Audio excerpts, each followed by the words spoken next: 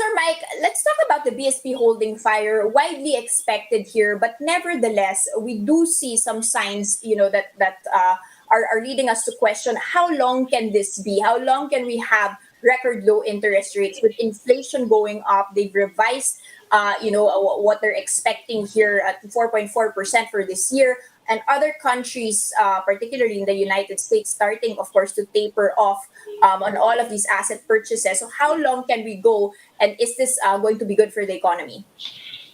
It's a delicate balancing act, Danny. First, well, for as long as it's needed by the economy, because the economy needs all the support that it could get right now. We're still reeling from the adverse effects of the pandemic. For instance, unemployment rate is among the highest in 7 years at 7 to 8% levels in recent months, and the latest data have yet to reflect the lockdowns in August. So at the same time, economic growth, our economy is still, for this year, we may only recover about half or even less than half of what we have lost during the pandemic. Meaning to say that if you put an index into it, our economy went down to 90 after the contraction of almost 10% last year. If you are to set a figure of 100 in 2019 pre-COVID, we went down to a little over 90. And for this year, assuming a growth of 4 to 5%, we may only reach somewhere between 94 to 95. So we're just practically halfway or less than halfway compared to the pre-pandemic level. For as long as we have those economic conditions, a subdued demand, and we have more than 600,000 OFWs also repatriated, for as long as the economy needs all the support by way of accommodative monetary policy, we may still see the policy rate at the record low of 2% in the foreseeable future. So maybe the time that we would be back to pre-COVID levels, it could be the latter part of next year and maybe 2013. But of course, that's for the broad economy. And there would be other businesses and industries would take much longer to recover back to pre-COVID levels. Some of them, like tourism, real estate, those in that businesses and industries that entail crowds, may take longer, maybe another 2 to 3 years. As long as we have those relatively softer economic conditions, the policy rate would remain accommodative. If economic conditions already improve, then that would be justified, because it's kind of difficult to justify monetary easing if inflation is that way. But Sir, how can we arrest this inflation, especially since they've just increased? They're seeing it now at 4.4% instead of 4.1%, way beyond the target, and they've also increased the ones for 2022.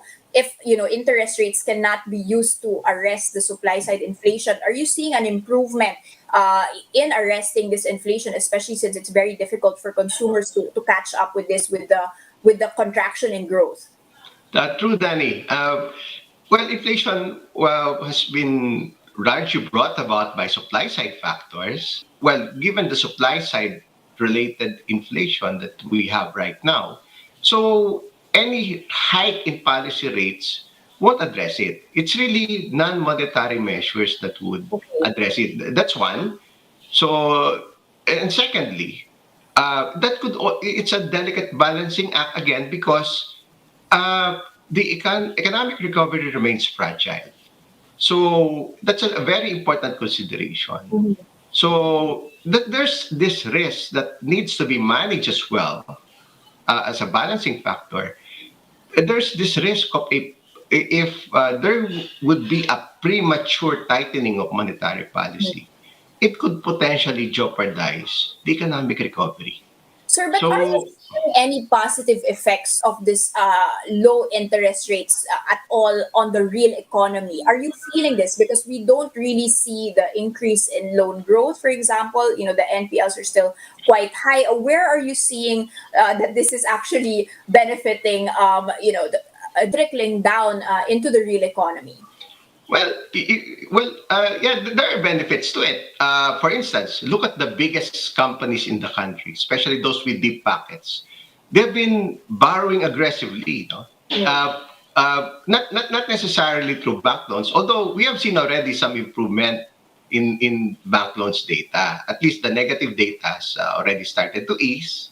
So it's already, at least there's some form of recovery, but nonetheless, uh, the biggest borrowers, at least the biggest businesses and conglomerates in the countries, have learned to rely less also on loans. So they have started to become more aggressive in fundraising activities via the bond markets, via the equities market, as part of the country's capital market development.